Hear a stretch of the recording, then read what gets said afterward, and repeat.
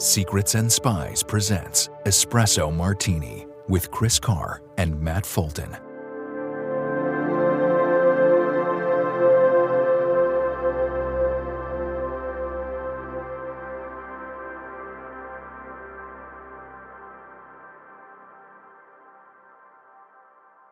Hello everybody and welcome to Espresso Martini. Matt, how are you doing? Are you recovered from your cold? I am recovered from my cold. Last week it had somewhat advantageous timing.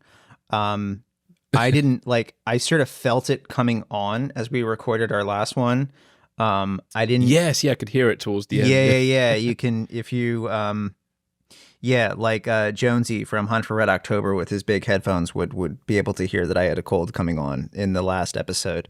But no, and then it hit me like the next day, like that Thursday, and then it was about lingering for a whole week. But it's fully gone now. I can breathe again. I remember what that's like.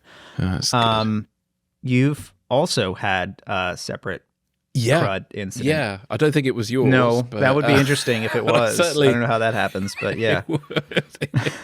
That would be crazy. But yeah, no, I did catch a very similar-ish cold like the week later, probably from going on the London Underground with people heaving and coughing and all that and not wearing a mask. I think I got it from the New York subway. Yeah. I'm like, I should have worn a mask. It was just, there was somebody in particular hacking away, sounded like their lung was about to come out, which is a very typical occurrence at this time of year on the Underground. And I remember thinking, I should be wearing a mask. And then about 48 hours after that, I started feeling a bit, ugh. So I was sort of, I really lost a lot of energy. I was very sort of fluish for about 3 days, and then I was all right. And just sort of, even now my energy's not completely back, and obviously you could probably hear I'm still a little bit bunged up, but I'm definitely past the worst of it now, thank goodness. So I wasn't fluish ever, thankfully. I never really get like sick like that. Like I get like a couple colds a year, 1 or 2 colds a year, and that's pretty much it. But I was okay. I was functioning. I would just wake up and, hack up a lung for 5 minutes because that's what you do once you're over 30. Yeah. Man. Not that I don't know. Happen. I don't think people really want to hear about this. But. No. Well, if anybody else is out there with a cold or flu, you have our sympathies. Yeah. They're going around at the moment. Or worse, the norovirus, which is like the worst. Yeah. And I'm like... I had that once. Yeah, that went through my dorm in college once, my freshman year, and never again. Never again. No. So on that pleasant note, we're going to today look at North Korean troops who are apparently being deployed to fight for Russia and Ukraine. We've got Yahya Sinwar's final moments, and then we've got Israelis accused of working for Iran, and violent threats towards FEMA in North Carolina. Then on Extra Shot, our patron-only show, we're going to be looking at US fusion cells and how they assisted Israel in the hunt for Hamas's leaders. Then we're going to be looking at a North Korean nuclear submarine. Then we're going to be looking at the sky and the secret X-37B shuttle preparing for a novel space maneuver that should be actually happening today or tomorrow. And then we've got the retirement of the EP-3E spy plane, which is the end of an era for that. So to get access to Extra Shot, you'll need to become a Patreon subscriber. You can do that by clicking on the link in the podcast show notes right now in your app. Otherwise, just go to patreon.com/secrets and spies. Depending on which level you pick, you can get a free cup like this. or a set of coasters, which I don't actually have to hand, so I'm not a very good salesman on that one today. But the coasters have the Secrets and Spies logo. I got it. I'll hold it up to the camera. Hey, look. Yeah, Matt's got it. So that you can get that as well. So yeah. So cup or coaster. So yeah. Just a reminder: click on the link in the show notes, and it will take you straight there. So I'm going to move us to Ukraine / North Korea. So there's this big story. It's been developing for about a week now. And just this morning, it's sort of suddenly now becoming a big thing, which it hadn't previously, hence why I thought I'd put it on. But South Korea's spy agency have released images last Friday claiming to show North Korean troops training at military bases in Russia's Far Eastern region. North Korea has reportedly sent 1,500 special forces to Russia, equipped with Russian uniforms, weapons, and forged IDs. South Korea's spy agency, the NIS, claims that North Korean officers are already present in Russian-occupied Ukraine, with the total number of North Korean soldiers potentially reaching 12,000. This force could also include North Korean fighter pilots, as mentioned by a South Korean reporter, whose sadly name I didn't get yesterday, but it was a live Pentagon press briefing. And in the questions section, the South Korean reporter mentioned that there might be North Korean fighter pilots, and again, the Pentagon couldn't confirm or deny that, but that's a potential too. Using facial recognition AI technology, South Korea's intelligence services identified North Korean officers in Ukraine's Donetsk region, and these soldiers are reportedly assisting Russian forces in firing North Korean missiles, and satellite images have shown suspected North Korean troop movements in eastern Russia. South Korea's government have warned that this collaboration between Russia and North Korea represents a serious global security threat. Ukraine's President Zelensky has also echoed concerns, saying that North Korea's involvement could mark the start of a world war. Experts have questioned the effectiveness of North Korean troops given their outdated equipment and a lack of combat experience. North Korea's increasing support for Russia is seen part of a broader strategy to gain economic and military aid from Moscow.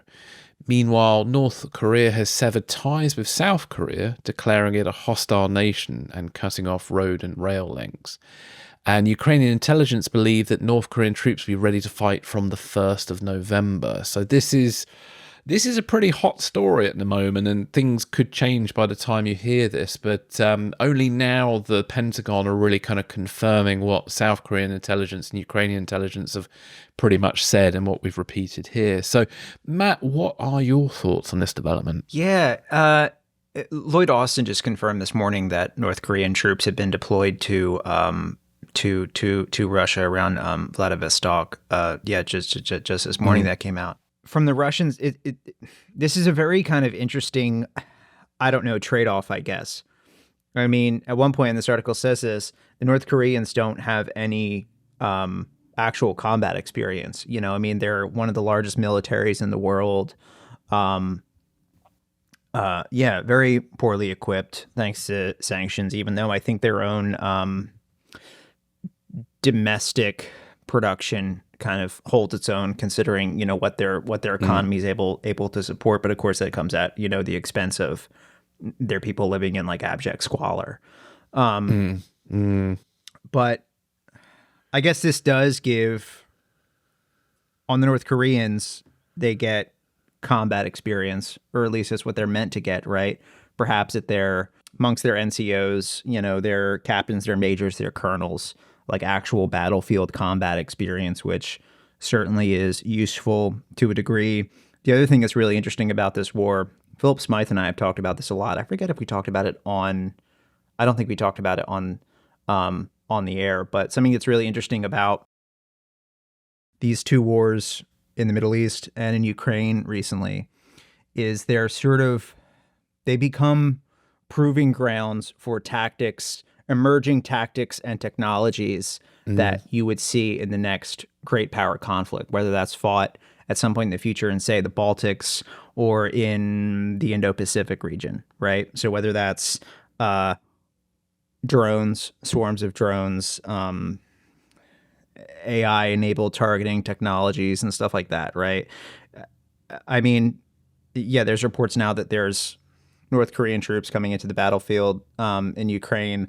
I would bet money that there are Chinese observers, probably not that far back from the Russian lines. I would also venture that the US, the UK, France, Germany all have observers not that far back from the Ukrainian lines. You know, like they're all sort of looking in at this fishbowl, this sandbox. And it's somewhat tragic in a way that the war is being used, that it's being used in that way. You know, this is being fought on the backs of Ukrainians. But I think that's definitely part of it, what the North Koreans sort of seek to get from here. I don't know. if they're meant to be used as anything other than cannon fodder. You know, I mean, you think, okay, there's 12,000 North Korean troops coming to Ukraine. Okay, well, kill them in Ukraine so that you don't have to kill them in Korea at some point in the future. You know, that would be, you'd think, what NATO, the Ukrainians, South Korean intelligence especially is also probably looking, you know, identifying like specific officers that are on the ground. You know, can we pass this information to the Ukrainians? Okay, here's this North Korean officer that we're aware of from our various intelligence profiling and stuff. That would be useful to us if he did not make it back home, right? So you could look at stuff like that. There's also, from the Russian perspective, I think it's pretty clear that Putin and the Kremlin are very sensitive about the casualty numbers, right? He's been very hesitant for a long time to do another round of mass mobilizations, you know, mass conscription, for fear that that bursts their propaganda bubble that they have built over the country, you know, and it destabilizes things at home. So, okay, if you're hesitant to call up 12,000 more Russian conscripts to the front lines, okay, call up 12,000 North Korean troops to the front lines. Russians won't care about North Koreans being killed in Ukraine. You know,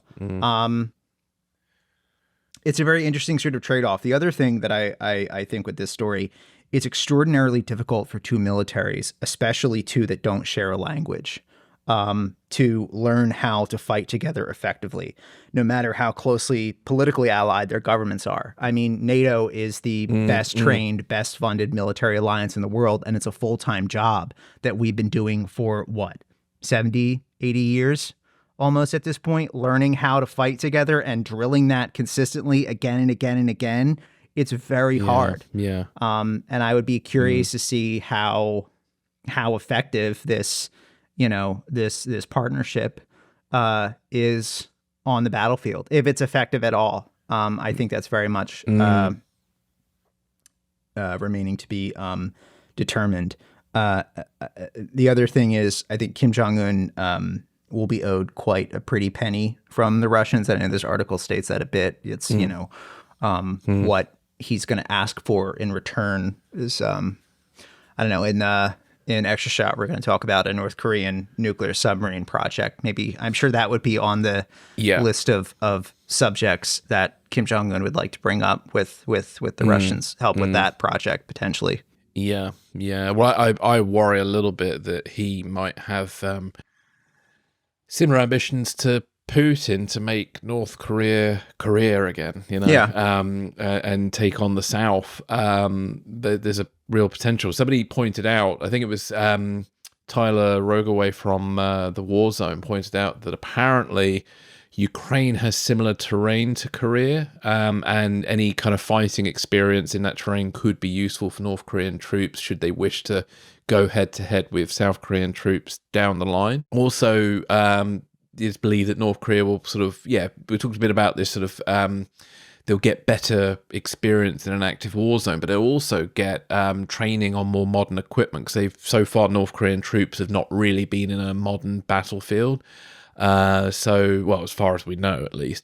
So there's a school of thought that this will enable North Korean forces to kind of get first-hand combat experience with modern equipment, modern techniques, and sort of be a real education that they can bring back home. And interestingly as well, I don't think South Korean troops have really had much combat experience in recent years, and so you might have North Korean troops suddenly have more first-hand experience than South Korean troops, unless South Korea, as part of their response to this, decide to start sending in some special forces. But I don't think that's going to happen. But I would probably guess the extent of their involvement will be intelligence support and perhaps weapons and equipment that's being supplied, South Korean weapons and equipment that's being supplied to the Ukrainians now because of this. That makes sense to me. Yeah, exactly. I didn't realize South Korea was quite such a large weapons manufacturer and held to such high esteem as it is now. It's something like one of the, I don't know, it's the third biggest, but a very significant weapons manufacturer now, and their equipment is sort of considered top notch.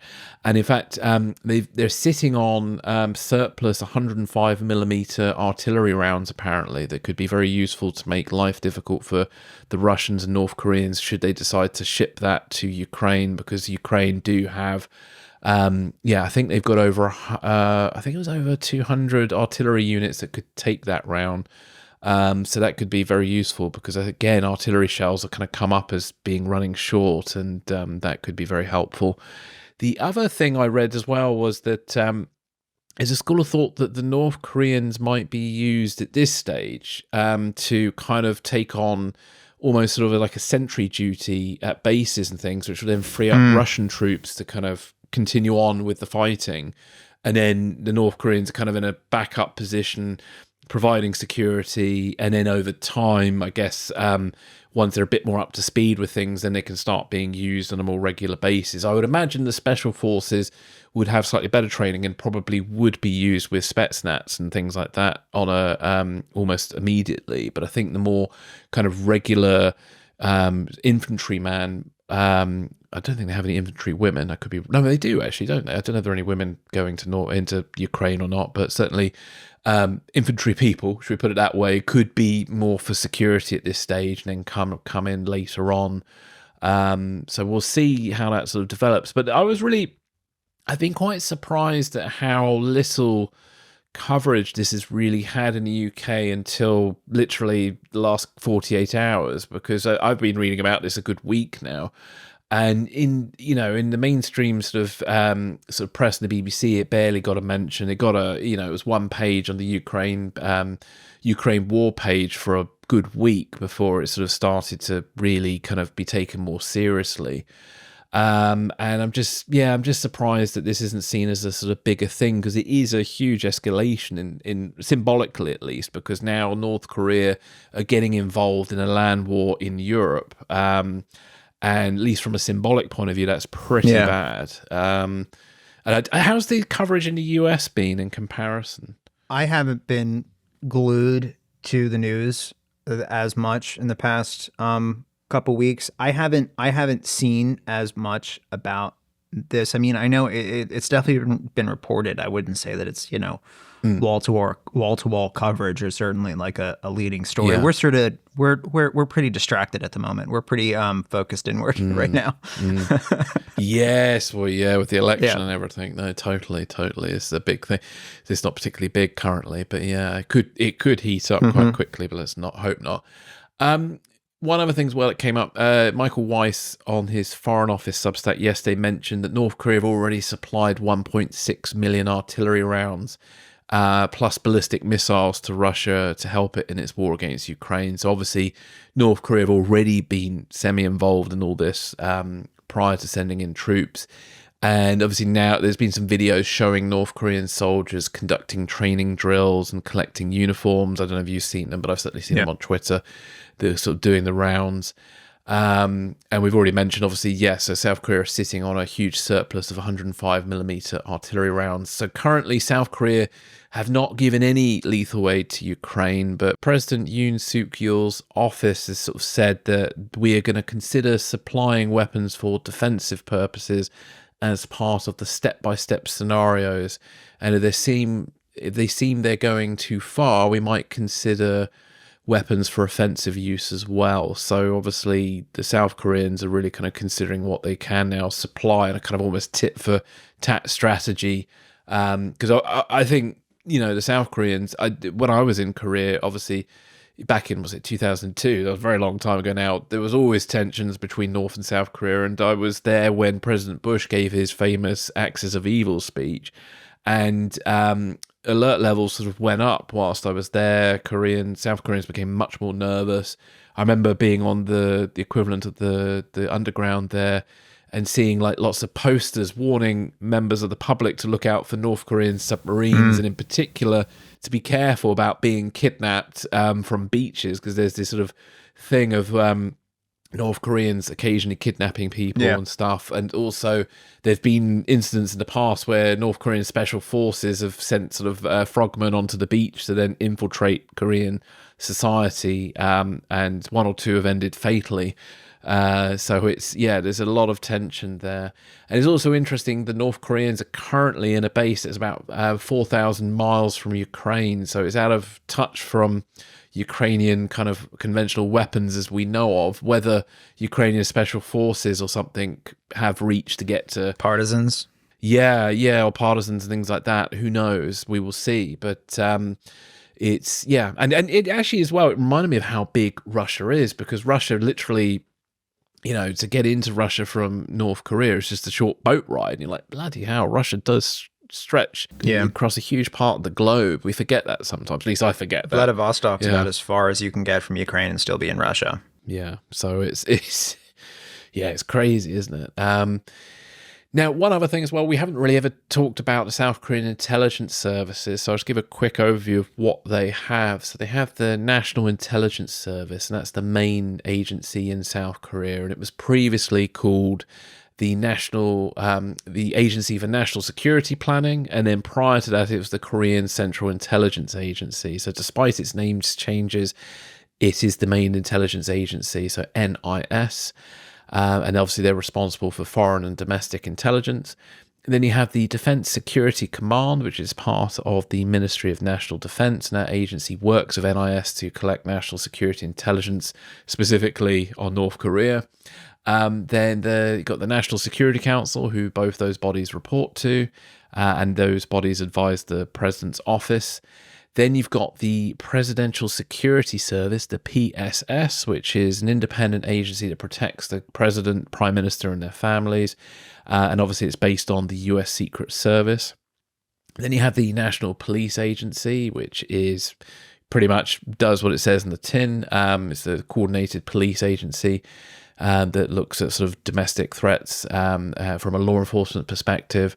And then you have the Korea Information Security Agency, which is an interesting agency, this one, because it's the KISA is the only information security organization in Korea with the aim to improve the global competitiveness of Korea's internet industry. So they provide both sort of protection and intelligence on Korea's internet services there. So I guess Korea is probably a little bit vulnerable for internet interference from a kind of cable perspective. Right. I'm assuming that makes sense.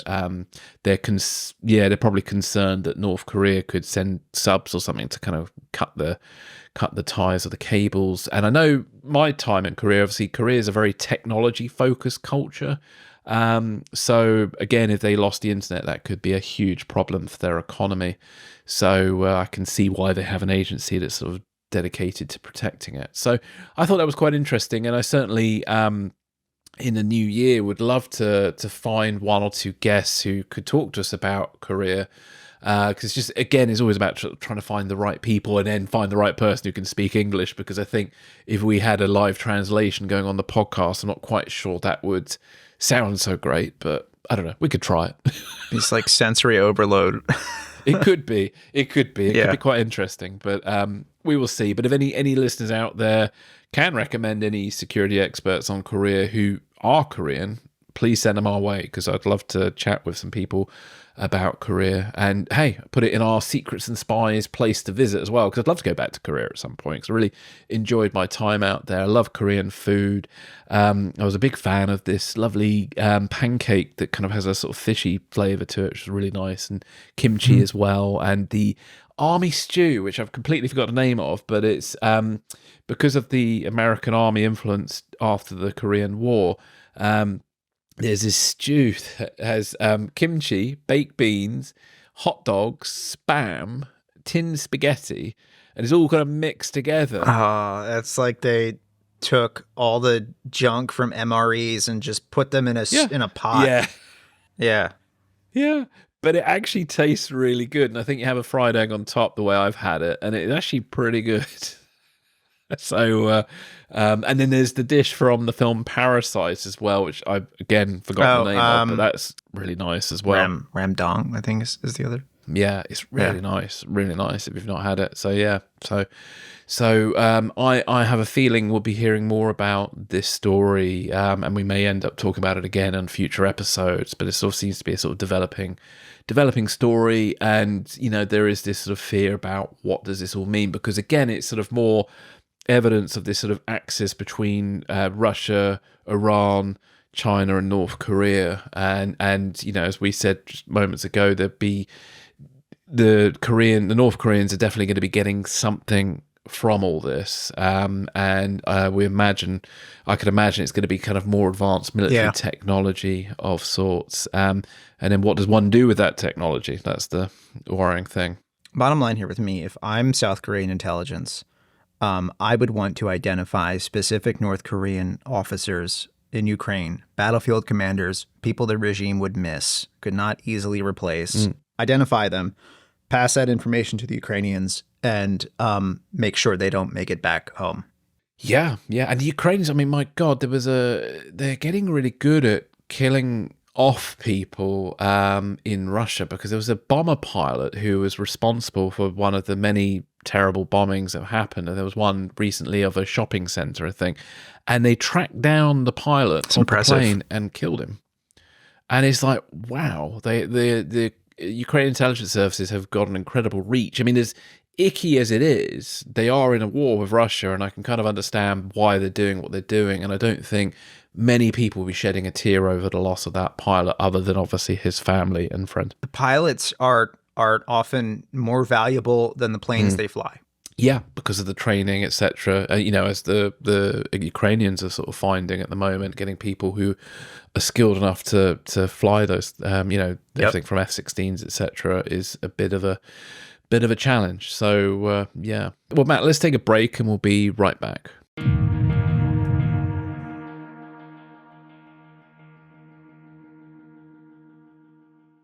Elon Musk is one of the most powerful men in the world. A billionaire, a free speech champion, and to his critics, a far-right rabble-rouser. But for someone so public, there's one part of his life that's less well known. So he told people that Elon Musk had put private investigators on him. From Tortoise, this is Elon's Spies, a journey into Musk's private world. Listen wherever you get your podcasts, and follow the feed to make sure you don't miss an episode.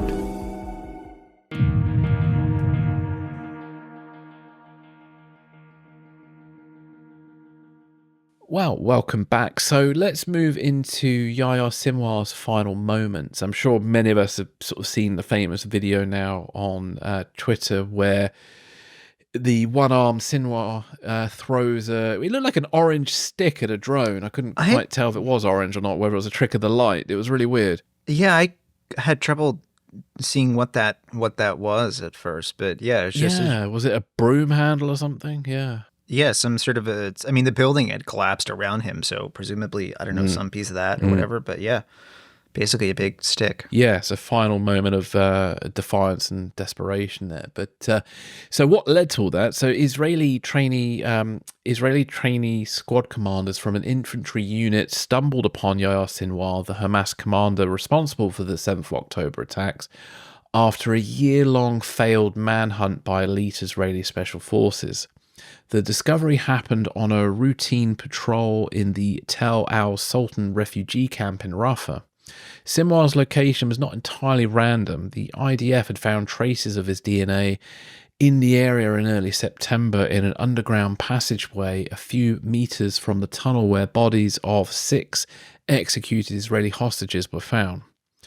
The Israeli theory now is that the hostages had been Sinwar's shields at some point, and that when the IDF patrols got too close, he decided their presence was making him too conspicuous. So he left that hiding place, and then he had the hostages shot and dumped somewhere away from him. The head of the IDF Southern Command, Major General Yaron Finkelman, focused on the region based on a hunch that Sinwar hadn't travelled far. The Israeli soldiers engaged in a firefight with Sinwar and his bodyguards, eventually using tank fire to target the building where Sinwar had taken refuge. A drone recorded his last moments, showing him wounded and defiant, attempting to fend off the drone before being killed in a subsequent attack. Sinwar's identity was confirmed through DNA testing of his remains, and the fallout from his death remains sort of uncertain, as Hamas might intensify its resistance or it could lose momentum. But his last stand could also enhance his status as a martyr for some. And apparently the location of his body is being kept a secret by Israel. And I read also that they're holding on to his body until the hostages are released. So, Matt, what are your thoughts on this episode? You know, it was said previously over the last year by a few Israeli security officials that Sinwar's field security, the lengths he took to shield himself from the rest of the organization and evade capture was so good that, you know, despite the entire might of the Israeli security apparatus and, you know, the U.S. intelligence community, their efforts to aid in finding, you know, the hostages and other high-level Hamas officials, that was so good that the only way that they predicted that the only way that Sinwar would be found was if he was found by accident. It's kind of interesting that's how that's how it went down. I think if a bittersweet aspect to this is Sinwar absolutely went out the way he would have wanted to, and I think that image of him, you know, with his hand, with his forearm kind of blown off, his face wrapped in a keffiyeh, throwing a stick at that drone. I mean, that's propaganda gold for his supporters, and you're going to be seeing that stuff forever. However, he's gone. You know, if there's one man who is a mastermind, who was the mastermind for October 7th and most directly responsible for it, it would have been him. What happens to Hamas now? I don't know. I believe his brother Muhammad is now appointed the leader of Hamas, at least in Gaza. You know, what that actually means in practice, who can say? I mean, I think probably fair to, as we would the Hezbollah leaders replacing Hassan Nasrallah, you know, give him the head of lettuce treatment, like, which will last longer, you know. Yeah, it's not been a good job position. I think nobody wants to be the head of Hezbollah now. But no, not a good position to have. The new head of Hezbollah is the new Al Qaeda number 3. It's I hope it helps bring some sense of closure for October 7th. Yeah. I think that's been something that in the West we have really not fully tapped into and understood the degree of trauma that Israel has felt as a society, that Israel has felt since October 7th. I mean, we should be able to understand it to an extent, because I mean, I think it's almost identical to what happened in the U.S. after 9/11, what's been going on over there in the last year. What happens to Hamas now? I don't know. Would the Israelis try to broker separate ceasefire agreements with different factions of the organization that are now, you know, split and isolated across different parts of the Strip? I don't know. Does it? There are no sort of active efforts to negotiate a new ceasefire or a hostage deal. I think it's smart though that they're holding on to his body, you know, as part of the deal. You get his remains back if you get the hostages back. I don't know that that's been explicitly said that that's why they're doing it, but it would make sense to me that they would offer that. No, but it's been implied, hasn't it? Yeah, it's definitely not been. Yeah, it's a bit of an interesting issue, that one. Even it is a bit abhorrent, but I can understand why they've done it, and I kind of don't blame the Israelis. It's a leverage. Yeah, you know, it's a carrot to offer. I mean, I'm sure they would not want his resting place to be used as, you know, a shrine or something for the same reason we dumped bin Laden in the Indian Ocean. Yeah. But hey, when you're in that situation, I mean, Al Qaeda wasn't holding 100+ Americans hostage when bin Laden was killed. I'm sure if that was the situation, his body would be, yeah, you might want to make that calculation there that he's worth holding on to for that purpose. It's tough. Yeah, but glad to see him gone. Yeah, I share that sentiment. I mean, like, there was a line in the reporting when I first read it that kind of gave me chills and sickened me slightly, and that was the line was, the Israeli theory now is that the hostages had been Sinwar's shield, and at some point when the IDF patrols got too close, he decided their presence was making him too conspicuous, so he left that hiding place and had the hostages shot and dumped some way away. And that truly is one of the most sickening things I've read in recent times. So this is the kind of man that he was. And I think he thought in his own sort of way he was somehow the savior of the Palestinians and all that. And I think he was just ultimately a very delusional man who was filled with a lot of hate. He'd been in Israeli custody for a very long time. And I read as well that apparently the Israelis even gave him life-saving brain surgery because he had a brain tumor apparently years before. He was in an Israeli prison for 20 years and released in 2011 as part of the Gilad Shalit hostage deal. Yeah. And, and I think, he'd been, since his release, he'd been building to October the 7th or some equivalent act. And so in some ways it's good that the Israelis got him. It's a bit like when America got bin Laden. Yep. It kind of does bring a sort of sense of justice to that. But I think the problem is, we've said this before, but I think the civilian cost to get him has been frankly too high and appalling.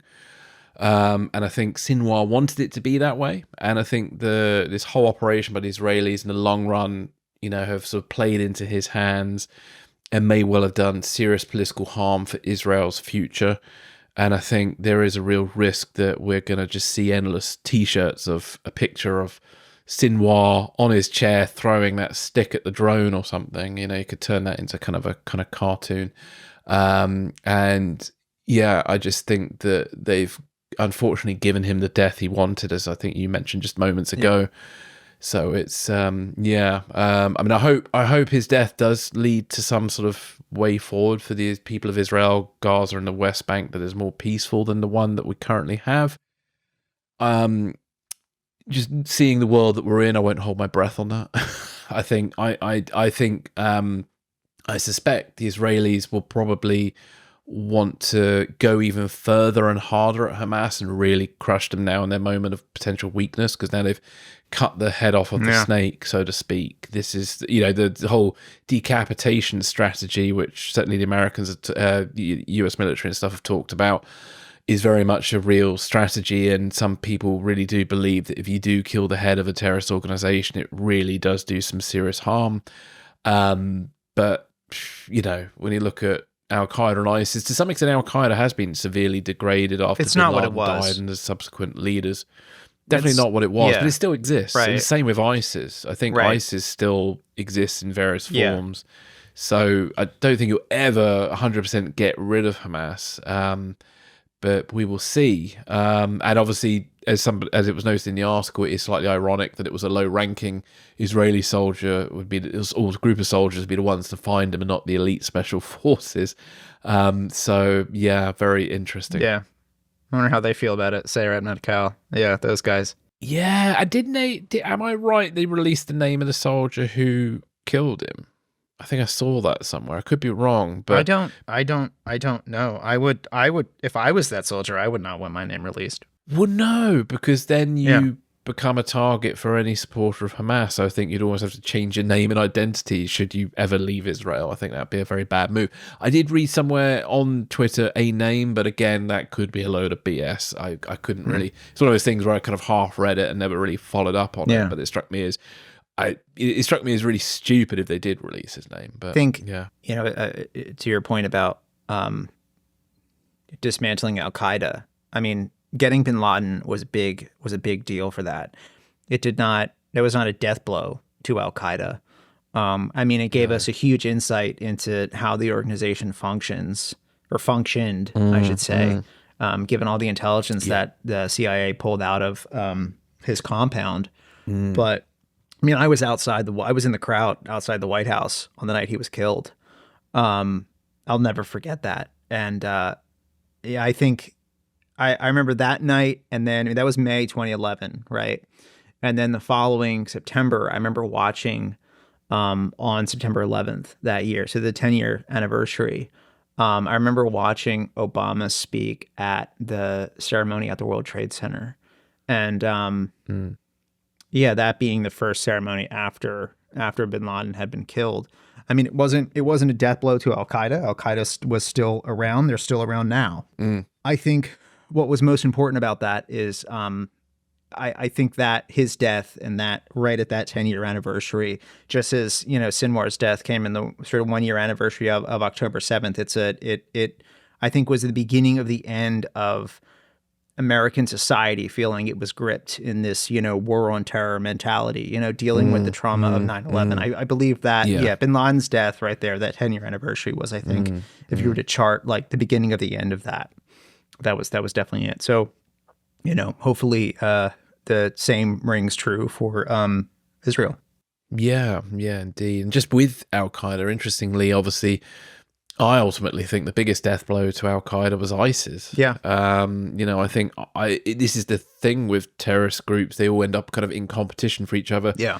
Part of the competition to kind of get donations, you know, and this is in the early days of Al Qaeda, because it was the US's Cole attack and the lack of reaction to it that may well have led to 9/11, because Bin Laden believed that after attacking an American warship, it would lead to, you know, some sort of response from the US, and they kind of got nothing. And Al Qaeda needed to prove it was the sort of top dog of, you know, terrorism today and the leader of resistance against America.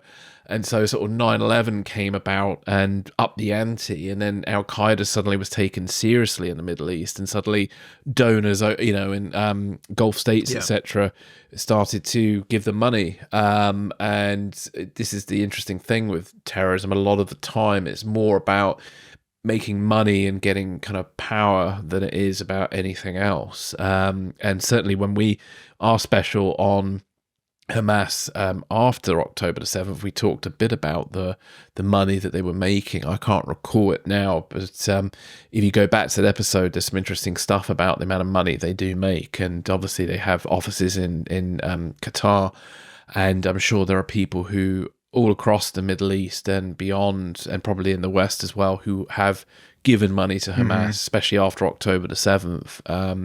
Unfortunately, these kind of events do sort of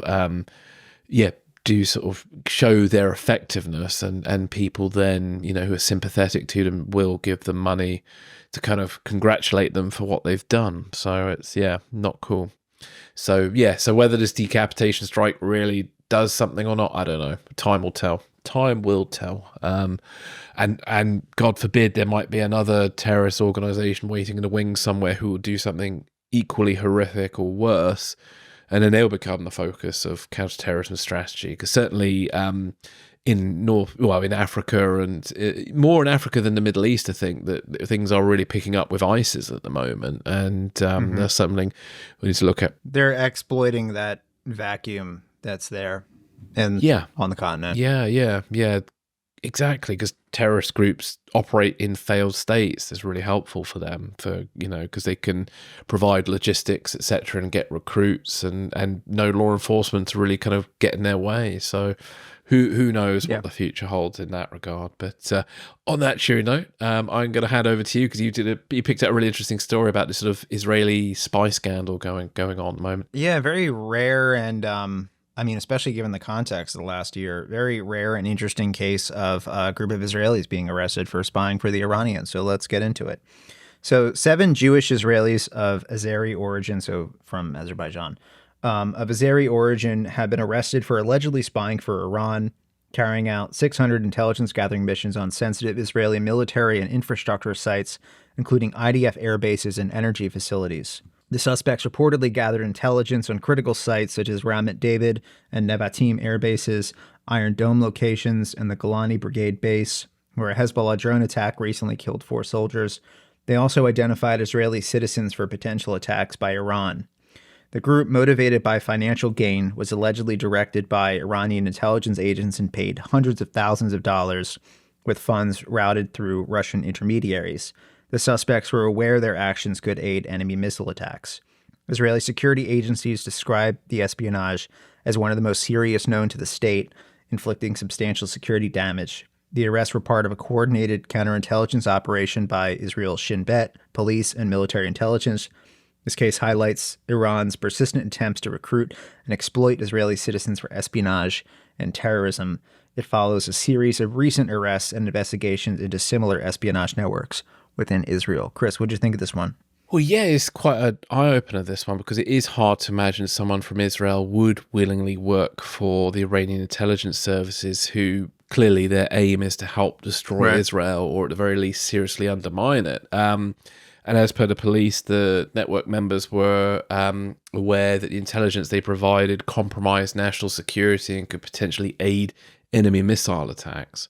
So, I'm fascinated by the motivation, and apparently it was money. Yeah. And to me, that's almost worse than ideological, because there's a sort of callousness to that. Now, you mentioned their ethnicity, so they're of Azeri. Is it Azeri? Azeri. So I would say Azeri, but I think that's probably fine. Yeah, and I wonder if they didn't feel fully Israeli or something, and there might be an element of that. I think that note is important there. Yeah. Because there's got to be, I think there's got to be something to it a little bit more than just money. Of course, Azerbaijan is neighbored to Iran, sits right on Iran's northwest border. I found that a very interesting connection there.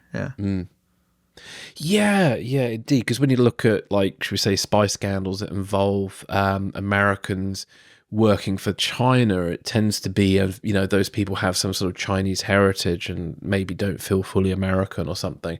So I suspect there's some element of that in all of this. I could be wrong, but that was my feeling. Also, surprise, surprise, there's a Russian connection to this too. So apparently there was some Russian intermediaries who would travel to Israel to give payment to the accused. And I would assume those Russians were working for the Russian intelligence services with their Iranian counterparts. And this could well have been a sort of joint operation of sorts. So I would not be surprised if more information comes out about that. And it kind of reminded me of a plot point that always bothered me in Le Bureau, my favorite French spy show, because one of the characters operated in Iran, I think, in the first and second series, and then ended up operating in Russia undercover unnoticed. And to me, that was just like, I don't believe that, because the Iranians and the Russians work so closely together that I'm sure if somebody was in Russia who had operated in Iran previously and been suspected of being a spy, the Russians would know about it. So that was always an interesting kind of plot point in Le Bureau that bothered me.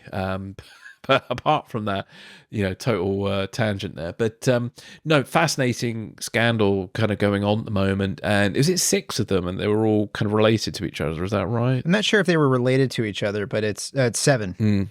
7. I'm not sure if they were directly connected to each other, but it notes they were of Azeri origin. Yeah. I mean, what are your thoughts on it all? Because it's a very interesting one, and kind of a bit in your wheelhouse there. It's rare that you find instances of Israelis spying for Iran or any nation that is sort of committed to destroying Israel itself. Like you said, it takes sort of a second step to agree to do that. But if you're in money on that mice spectrum, I guess there's your reason. It has happened before. So there's a few instances in 2018. Former Israeli energy minister Gonen Segev was convicted of spying for Iran. He was recruited in Nigeria, I believe. He provided information on various, strategic systems and stuff. In 2021, a guy Omri Gorin was a household aide at the home of Defense Minister Benny Gantz. And he offered to spy for the Iranians in exchange for cash. So again, money on the mice spectrum. He offered an Iranian hacker group that he could access Gantz's computer and plant malware on there. So that would have been quite damaging if he did. Then back in 1997, man Nahum Manbar was convicted of aiding Iran by selling secrets related to nerve gas production. So it's rare, but it does happen. I find it interesting in this case, the targeting that seemed to be behind these, intelligence gathering efforts. It seemed like it was, gathering information to aid in the targeting for ballistic missile attacks. We aren't really discussing it on the show today, but there was recently on Telegram, there was a few U.S. Intelligence assessments from the NGA, the National Geospatial Intelligence Agency, about Israel's efforts to prepare for a counterattack against Iran for the missile attack a few weeks ago. And part of that assessment, it was sort of put out in the open for the first time. I was sort of really intrigued to see this, like in writing, that Israel has a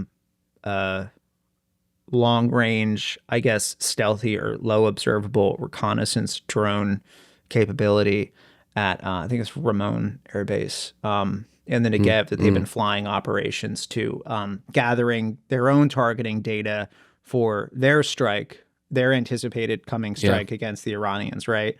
So my point then being, Israel, the U.S. has all these sort of advanced technical capabilities to gather this targeting data for their operational planning. The Iranians, however, really don't. And so they, have to resort to the old-fashioned way, getting people on the ground to gather this sort of information for you. So, I found that interesting. This is sort of a reverse of the Eli Cohen spy, because he was a Israeli spy in Syria, Damascus, reporting back on Syrian missile and artillery positions, which helped the Israelis survive an attack.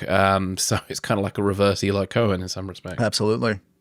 And if you're not familiar with Eli Cohen, there's a really great Netflix show called The Spy. That's Sacha Baron Cohen? Yeah, that's it. And I was really impressed with it. Yeah. The Netflix show with Sacha Baron Cohen is really good. And it's, a really great spy show, and quite a sad story ultimately. So, and I think it's 6 episodes, that one. That's from 2019, so well worth a watch there. Well, anyway, let's move into our last break, and we'll be right back with more.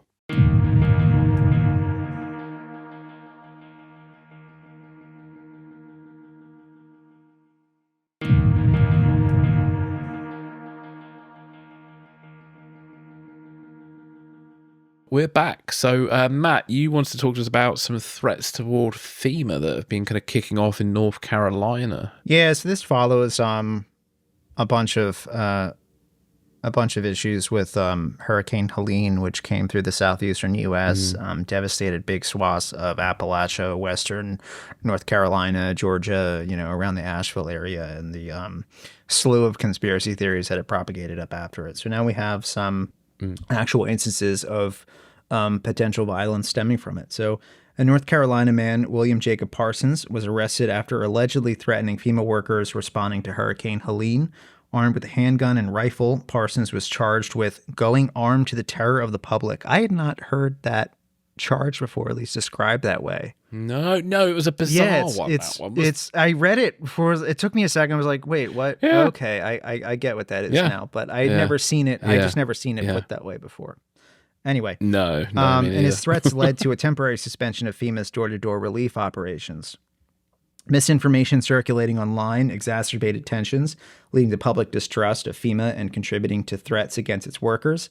The threat of these false narratives has significantly complicated recovery efforts, as it prompted further security measures and delayed aid delivery. In response to Parsons' threat and reports of armed militia groups, FEMA temporarily paused some relief efforts in the affected areas, including parts of Rutherford and Ashe counties in North Carolina, while some operations resumed shortly after. The delay hindered FEMA's ability to provide timely aid to communities hit hard by the hurricane. The interruptions in FEMA's operations have delayed the assessment and delivery of aid, especially in the rugged regions of western North Carolina. Former FEMA Administrator Craig Fugate warned that disruptions to in-person assessments could slow the flow of much-needed funds to hurricane survivors. North Carolina Governor Roy Cooper and federal officials emphasized the importance of combating misinformation to ensure the safety of disaster response teams. Efforts to increase transparency, including posting updates and photos of relief efforts aimed to counter the falsehoods circulating online. Chris, what'd you think? Yeah, well, first of all, sadly, big emergencies and conspiracy theories do go hand in hand. And this incident with William Jacob Parsons reminded me of Pizzagate a little bit. The incident in 2016 when that gunman entered the pizza restaurant in DC after reading on the internet that the restaurant was being used by a deep state paedophile ring. So yeah, people responding to conspiracy theories is a sort of nasty side effect of people pumping out this nonsense online. And, you know, basically these conspiracy theorists sort of believe that there's some of them out there who, you know, read something that horrifies them and they kind of become like a vigilante and believe they're doing the right thing, and they go and get their gun and go and do something about it. And I'm kind of surprised that it hasn't happened more often, to be honest with you. And I'm glad it hasn't, but with the level of conspiracy nonsense out there, I am surprised there have not been more people out there trying to sort of put justice in their own hands. And there's been a long-standing conspiracy going back, conspiracy theory about FEMA going back to the 90s. Yep. The idea is that FEMA is some sort of shadow government in waiting, and when a disaster hits, they can take over. And this is the plot from the X-Files movie in 1998. That is exactly the conspiracy theory that kind of underpins that movie.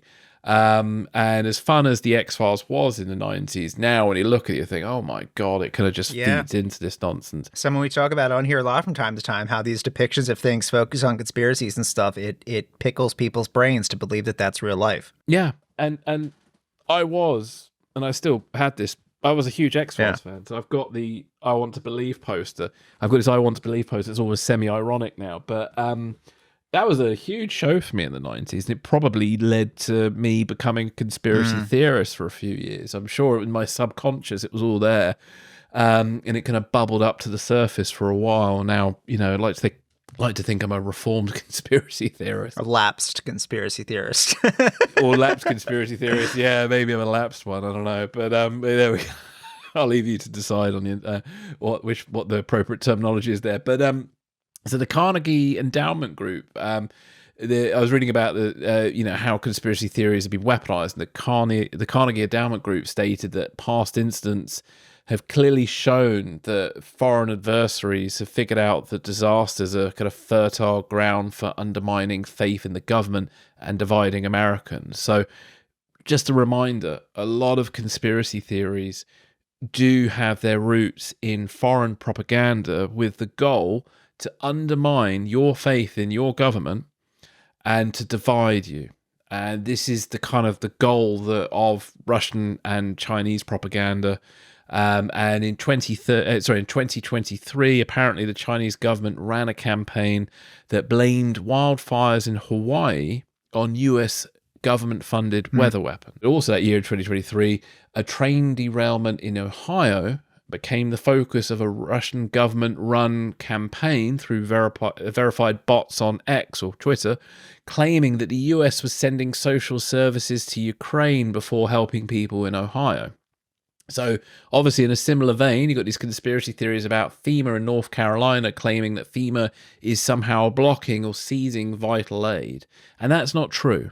And the Carnegie Endowment Group obviously have yet to conduct research on who's responsible for these conspiracy theories, but they do sound very similar to the foreign-backed campaigns that happened in 2023. Yeah. And apparently also, extremist groups like to use disasters to empower themselves and get recruits. And there's a great piece I found called Conspiracies Thrive in a Crisis by Amy Westerveld. Now, we'll try and get her on in the near future, in which she noted in the aftermath of Hurricane Katrina, it spawned white supremacist vigilante groups who were keeping the peace, in quotation marks for people who can't see me.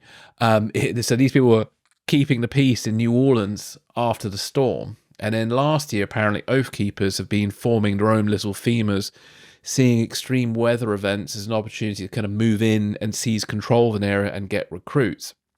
And then she later noted that conspiracy theories, in their multitude of forms, don't actually have to make any sense. All a conspiracy has to do is the thing that scientists, facts, and figures cannot: tap into the fear and desperation people are feeling and give them a target to hurl it at.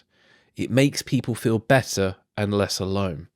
So remember that. Conspiracy theories do not have to make sense. They just need to make people, give somebody some sort of target and make you feel better because you can now do something about it. So, yeah, really, thank you so much for bringing this up because it's such an interesting area. And sadly, you know, it's endangering people's lives. I've for years been saying that conspiracy theories are dangerous because, you know, back in the early 2010s, you kind of laugh off conspiracies and treat your local friend as a bit of a nutter. But you know, but they mean well. But now, sadly, it's leading to violence. And as I said earlier, I'm surprised it hasn't led to more violence. There's not me saying I want it to lead to more violence. I really don't. But I'm surprised by the level of nonsense that is on the internet that more people who have access to firearms haven't kind of gone and done something. Just sort of a miracle that it hasn't. Exactly. And it really worries me. And it you know, and it kind of makes me feel a bit guilty about my conspiracy past because I feel like I was a part of this in some way. And it you know, for years afterwards, it really haunted me. I've kind of got over it a little bit now, but honestly, you know, it sort of feels like being part of a terrorist organization or something in your past in a way. No, it's that bad, but you know, yeah, no, it's not quite that bad, but I feel like I'm only a few steps removed from it being my elapsed conspiracy theorist. Yeah. But it's horrible, really. But anyway, what are your thoughts on all that? Yeah, I mean, any time we get a chance to talk about this stuff, especially with you and your background, I think there's a lot of credibility and honesty that you bring to it. I mean, you don't speak about it in sort of an academic, abstract way. Like this is like you have real experience with this stuff and real firsthand knowledge of what it does to people's brains and how it affects them, how it animates them to believe all kinds of crazy things and why they're so insidious, why they're so addictive, honestly.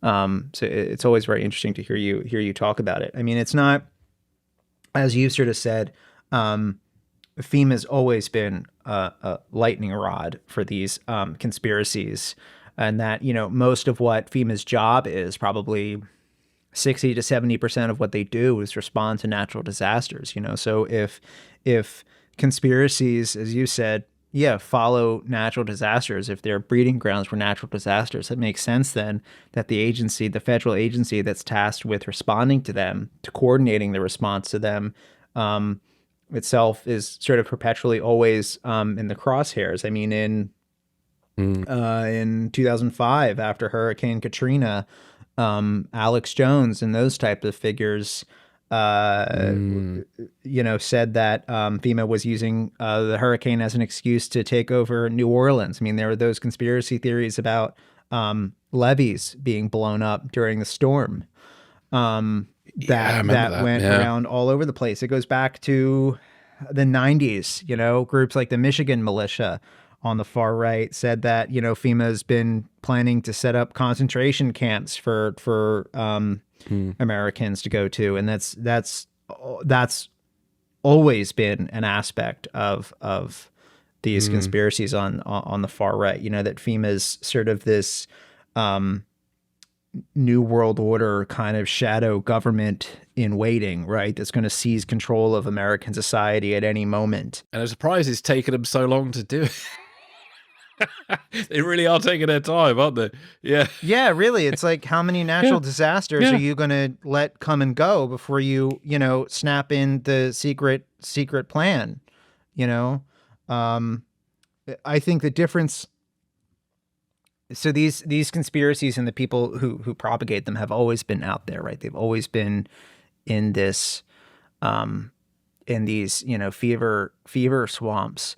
The difference is, I think, the misinformation environment that we're in today, that it's somewhat purposely ginned up and spread with, you know, foreign governments like the Russians and stuff, definitely spreading it. That's new. The other thing is, you know, Alex Jones and lunatics, clowns like him have always sort of been around. They weren't in Congress. They weren't one of the major candidates for president. Spreading this stuff. And I think if there's something that's different about this moment, it's that. Well, yeah, and hell, the owner of X, Yeah.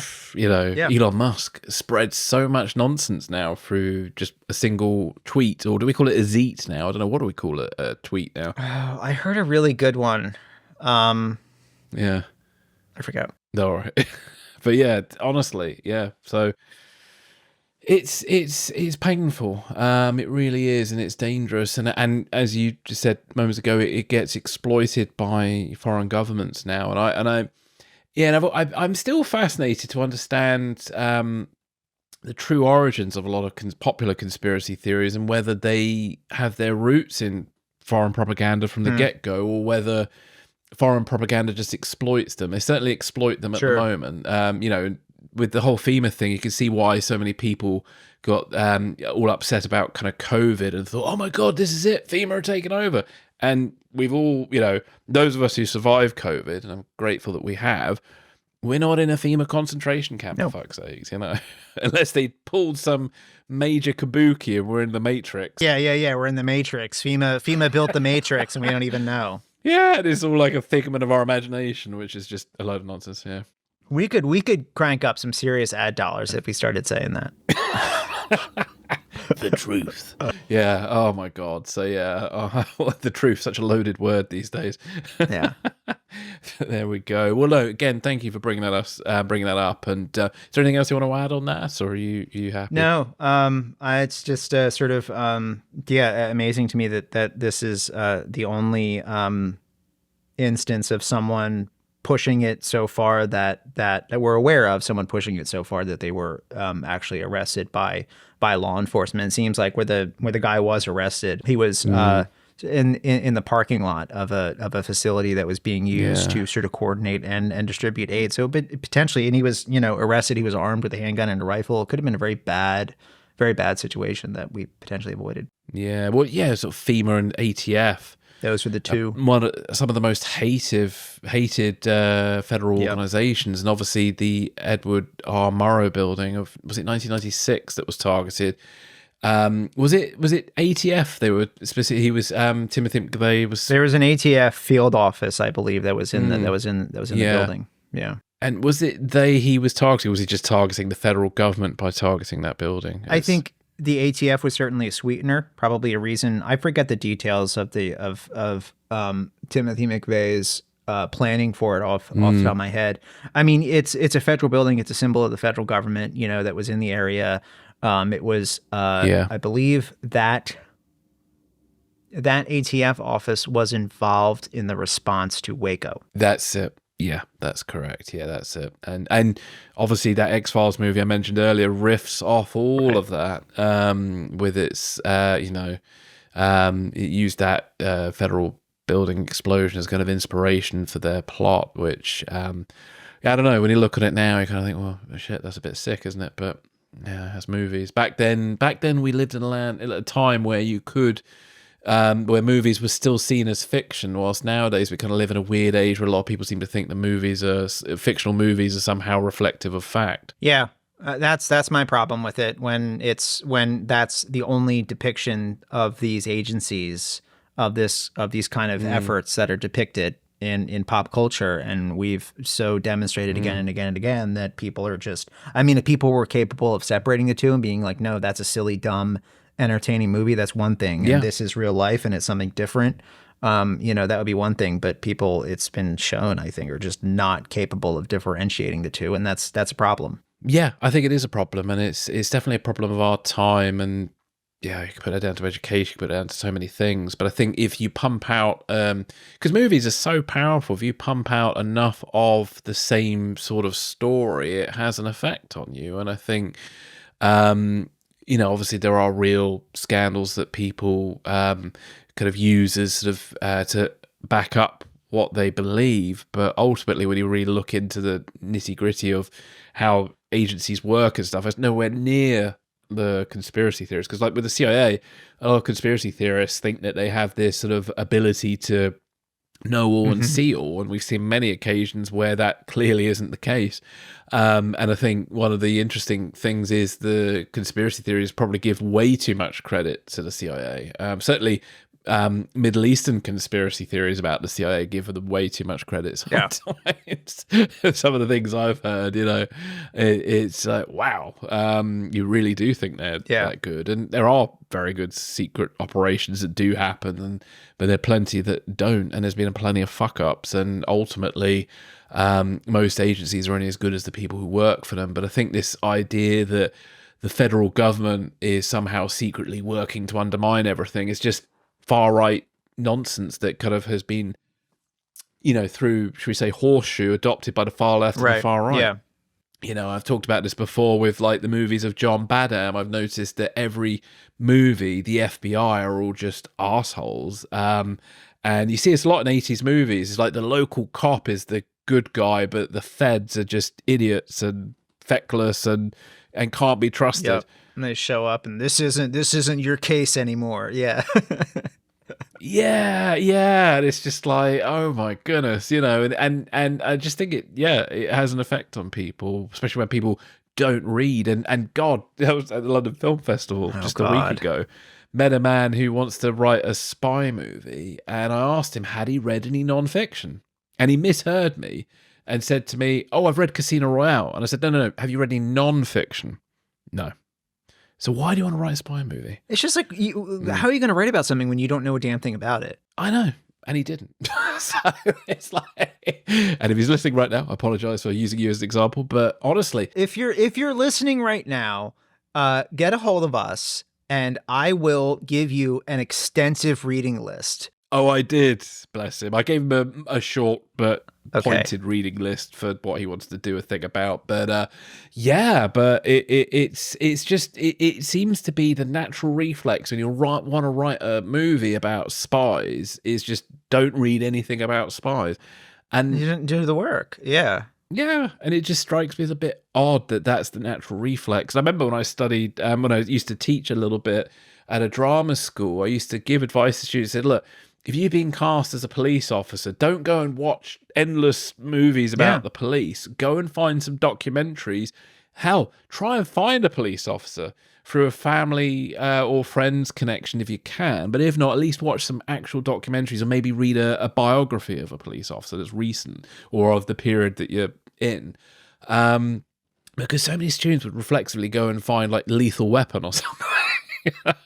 I mean, I do this with the novels all the time, right? There's tons of stuff in the interagency policy process, how things bubble up through the National Security Council and stuff that is just going to be really, really boring to read in a thriller. Oh, yeah. There's tons of people that are involved who have very big egos and opinions and things to say that drag these processes out all the time. It's literally why in the novels I have the vice president campaigning for president so that I have a standing excuse to explain why he's not in this meeting, because I just didn't want to, if I have something that I need him to do, I can put him in the room. If not, he doesn't need to be here because he's off campaigning. Right. There's definitely a degree of compression and simplification and just things that need to be sort of punched up and tweaked for entertainment value, because at the end of the day, when you're writing one of these thrillers or something, it's not a documentary. Like, it's supposed to entertain people, no matter how accurate you want it to be. But you have to first know what's real and how it actually is before you're able to effectively and responsibly take an artistic license and make those changes. And that's what, like the person who you were describing, who, if you're listening, I don't say this as a mean way. No, literally, if you are interested in doing this, get in touch with us and we'll, say here's where to start. You have to do the work first before you're able to know when and how to and where to cut those corners to make it entertaining. Yeah, but this is the kind of stuff you get at Extra Shot. So if that's not an advert for Extra Shot, I don't know what it is. But there we go. But talking about Extra Shot, we probably should move to that now. So if you do want to listen to Extra Shot, we will be looking at US fusion cells who assisted in Israel's hunt for Hamas leaders. We're going to be looking at a potential North Korean nuclear submarine, the secret X-37B shuttle preparing for a novel space maneuver, and the retirement of the EP3E spy plane. So if you want to listen to Extra Shot, just click on the link in the show notes or go to patreon.com/secrets and spies and pick the level that works for you, and then you'll be directly supporting this podcast. But anyway, thank you very much for listening today, and I hope you all have a wonderful weekend. And just stay safe out there, and make sure you get yourself a pumpkin spice latte because they're finishing soon. Yes, very important. So, take care, buddy. Thank you. Bye.